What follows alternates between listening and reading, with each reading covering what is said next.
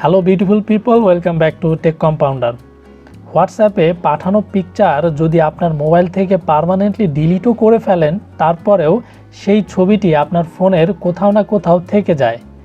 ভুল করে অথবা ফোনের কিছু স্টোরেজ সেভ করার জন্যে যদি হোয়াটসঅ্যাপের ছবিগুলো ডিলিট করে ফেলেন, তাহলে সেগুলো আপনি খুঁজে পেতে পারেন এই ট্রিক্সটির মাধ্যমে। আপনি সিম্পলি আপনার ফাইল ম্যানেজারে চলে যাবেন।